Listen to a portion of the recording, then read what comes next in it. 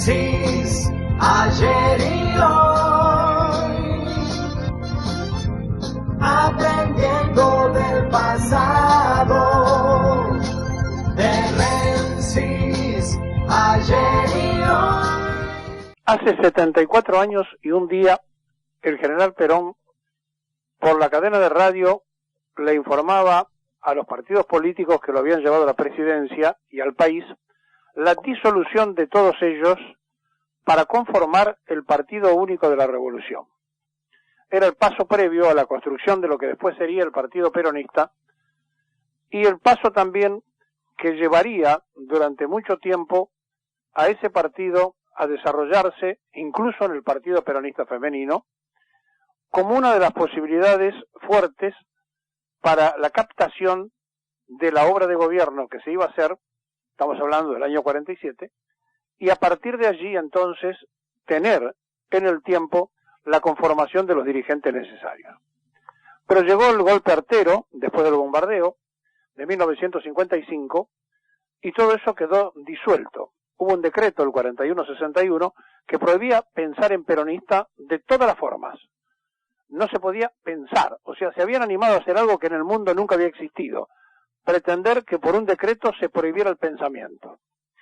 Pero lo cierto es que durante 18 años de proscripciones no pudieron aguantar más y hoy se cumple otro aniversario y es el aniversario que regula el regreso del peronismo hace 38 años, cuando un día como hoy Lanusse estaba disfrutando, entre comillas, su último día de presidente y dictador.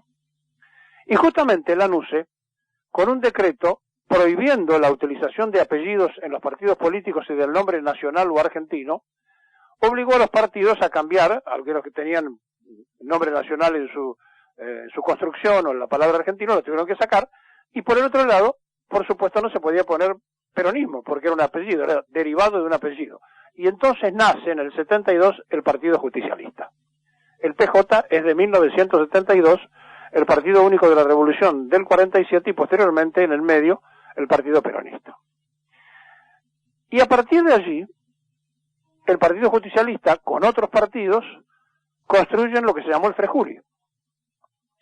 Para que un 25 de mayo, y esto vamos a hablar mañana, regresara el peronismo al gobierno y al poder. Pero aquí que en el último día de la dictadura de Lanusse hay que repasar las cosas que ocurrían en aquel tiempo porque son muy similares.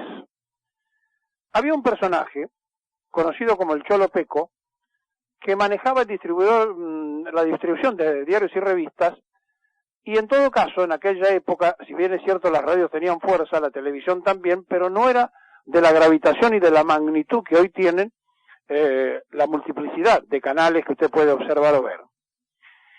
Y en un momento determinado, en su regreso, allá por 1972, el 17 de noviembre, a Gaspar Campos, le preguntan a Perón, en una conferencia de prensa, lo que ustedes van a escuchar a continuación, y van a escuchar también la respuesta del general Perón. Esto decía Perón con relación al gobierno de Lanusse y a los periodistas de aquel momento.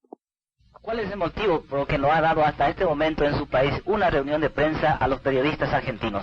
Que todos los periodistas argentinos están acoplados en una dirección que nosotros llamamos cholopequista.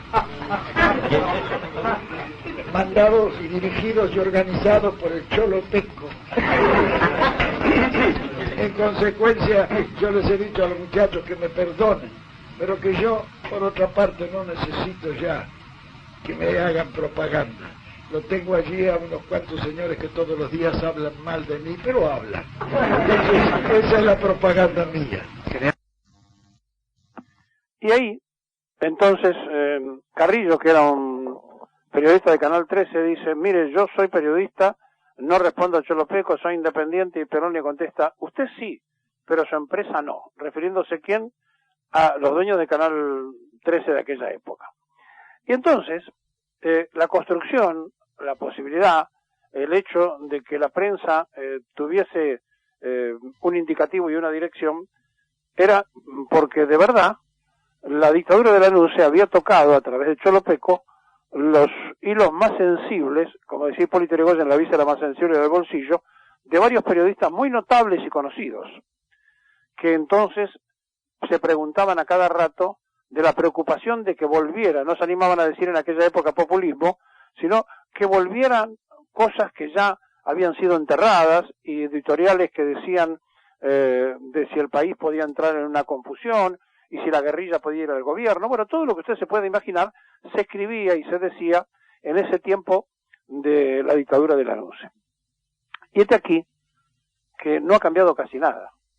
Hoy tenemos una prensa que tiene determinaciones muy concretas, porque si se aplica la vacuna rusa, posiblemente se esté envenenando a la gente, dijo una personaje que ahora terminó de decir el otro día por televisión que le tiene que agradecer Fernández al pueblo argentino que no hayan quemado la casa de gobierno. Y lo dice suelta de cuerpo la misma mujer que tomaba de una botella en otro canal, porque ahora está en América, y que decía desde ese canal que con eso se curaba, llevando gente al hospital y muchos que se intoxicaron. Ahora, la dejan decir esas barbaridades a esta chica que vino del espectáculo y que tiene un problema personal con Fernández. Y yo la verdad, escucho estas cosas, veo esto por televisión y digo, ¿será posible que esto pueda estar pasando alegremente? ¿Que se pueda llamar de esa manera a la violencia y que todo sea normal? Y sí, hemos asumido una forma de ver la vida donde parecería ser que cualquiera puede hacer cualquier cosa, que se puede insultar a cualquiera en las redes sociales porque se pasan y se gastan de unos a otros de una manera insólita, nadie se respeta en sí mismo, y entonces aparecen comunicadoras o comunicadores que hacen su propia exposición, que tienen toda la libertad para hacerlo, pero esto de decir que tiene que agradecer que no hayan quemado la casa de gobierno, ¿por qué esta gente que no vivió, evidentemente, aquellos tiempos, y que no supo de los que fueron prohibiciones y proscripciones, que no conoció la cantidad de presos que fueron a parar con sus huesos a las cárceles para que la gente pueda elegir y ser elegida, que no sabe de los muertos, de los desaparecidos, que no conoce la otra parte de la historia porque no la quiere conocer, porque todos la pueden saber, llega a decir estas cosas porque confundimos libertad con libertinaje.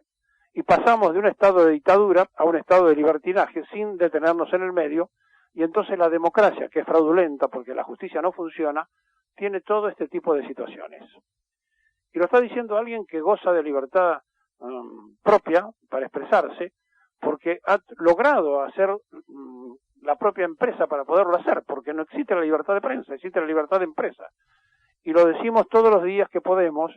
Si el movimiento obrero no estuviera facilitando este programa, usted no podría llamar por teléfono para decir lo que usted piensa, porque los minutos de radio son muy caros y porque alguien los tiene que pagar.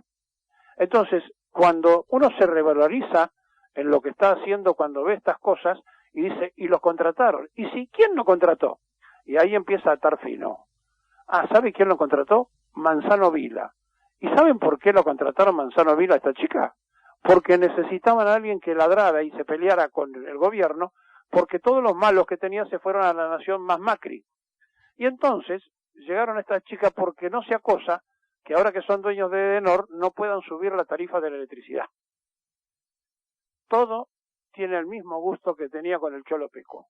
La única diferencia es que no está Perón para contestarle y que los funcionarios de hoy le dan la mayor pauta a los que le pegan, casi como un masoquismo, y por el otro lado suelen ir a esos programas porque suponen ellos que la mayor audiencia de esa gente los puede favorecer.